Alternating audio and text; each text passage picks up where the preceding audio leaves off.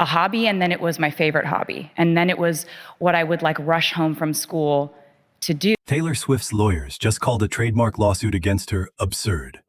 And they didn't stop there.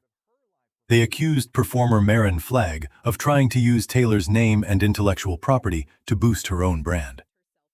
The fight centers on Taylor's 2025 album title, The Life of a Showgirl, and Flagg's earlier trademark, Confessions of a Showgirl.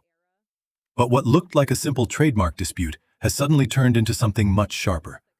A legal battle over fame, branding, and whether one of the world's biggest pop stars is being unfairly targeted. So the real question is this: is Taylor Swift stepping too close to another performer's protected brand? Or is this lawsuit, as her team claims, an attempt to attach itself to Taylor's massive spotlight? Because once her legal team filed its response, the story stopped being just about two similar Showgirl titles. It became a battle over who built what, who owns what, and who is really using whose name. The case began when Maren Flagg, who performs as Maren Wade, sued Taylor Swift in March in the United States District Court in California.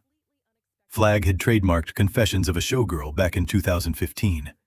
Years later, Taylor released an album called The Life of a Showgirl in 2025. Flagg's side argues that the issue is not random. Her attorney said she spent more than a decade building Confessions of a Showgirl, registered it, and earned it. They also pointed to the Trademark Office refusing Taylor's mark, allegedly because it was confusingly similar. But Taylor's lawyers pushed back hard. In a new court filing, they argued that the lawsuit should never have been filed. They said it was unlikely that anyone would confuse Taylor's album with Flagg's work, which included a Las Vegas weekly column and a touring production. And then came the sharper accusation. Taylor's team claimed Flagg was trying to use Taylor Swift's name to promote her own brand. They also said Flagg's website had not been maintained. Her blog had not been updated since 2021. Her book was listed as out of stock, and a podcast with the same title had never materialized. This drama exploded because it involves Taylor Swift at the peak of her commercial power. Her album, The Life of a Showgirl, was described as the fastest-selling album in history after its October release. That means this is not just a fight over words. It is a fight over a title attached to a massive cultural and financial machine. And that is exactly why the lawsuit became so intense. To Flagg's side, the issue appears to be protection. A smaller creator claims she built a brand first, registered it, and now sees a superstar using a similar phrase on a global scale. But to Taylor's side, the issue looks completely different. They suggest this is not about protection at all. They suggest it is about attention. And then something unexpected made the situation even more complicated. According to Taylor's legal team, the podcast connected to Confessions of a Showgirl was teased several days after Taylor announced her album title. Its description reportedly referenced the world's biggest pop star becoming a showgirl too. Taylor's team also accused Flagg of referring to Taylor's album multiple times on social media after it was announced. That is where the case started to feel less like a quiet trademark dispute and more like a public battle over narrative. At first glance, the public sees one simple thing: two titles with the word Showgirl. One is Confessions of a Showgirl. The other is The Life of a Showgirl. In entertainment, that kind of overlap can instantly raise questions. Did Taylor's team know about Flagg's brand? Could fans be confused? Does a smaller performer have the right to stop a superstar from using a title that sounds similar? That is the surface layer. But beneath it is the second layer: timing. Flagg's trademark dates back to 2015. That gives her side a strong emotional argument. She did not appear overnight.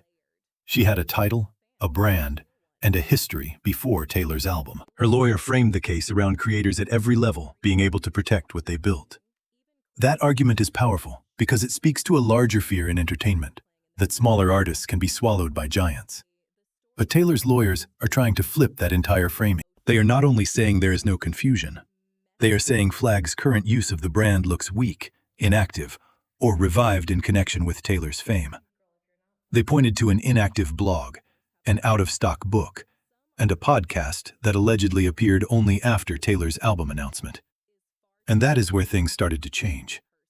Because if the court accepts Taylor's view, the story becomes less about a smaller performer being overshadowed, and more about someone using Taylor's visibility to create a legal and publicity moment. But Flagg's side has not backed down. Her attorney responded by saying they had read Taylor's filing and would respond the following week. He also emphasized that the Trademark Office refused Taylor's mark. That detail matters because it gives Flagg's side something concrete to point to. So now, both sides are building two very different stories from the same facts. Taylor's side says no one would confuse these works, and the lawsuit is an attempt to benefit from her name. Flagg's side says this brand existed for years, it was registered, and trademark law exists to protect creators from exactly this kind of overlap. The tension comes from the imbalance between the two figures. Taylor Swift is not just another singer. Anything attached to her becomes enormous. A title becomes merchandise. An album becomes a global event. A phrase becomes searchable, marketable, and instantly associated with her. That creates a difficult question. Even if Taylor did not intend to copy anyone, can her fame still overwhelm someone else's brand? But that wasn't the part that shocked people the most. The most aggressive part was the language from Taylor's lawyers. They did not simply say the lawsuit lacked merit. They said it should never have been filed. They called it absurd. And they accused Flagg of trying to prop up her brand using Taylor's name. That kind of wording sends a message. It tells the public that Taylor's team is not treating this as a misunderstanding. They are treating it as an attack. Taylor Swift, in this story, is being positioned by her team as the target of a weak lawsuit. Her lawyers are trying to separate her album from Flagg's work and argue that confusion is unlikely. Their response is firm, controlled, and aggressive. Maren Flagg is being viewed in two very different ways. To her supporters, she may look like a performer defending something she built long before Taylor's album existed. To Taylor's team, however, she is someone allegedly using Taylor's fame to revive attention around her own brand.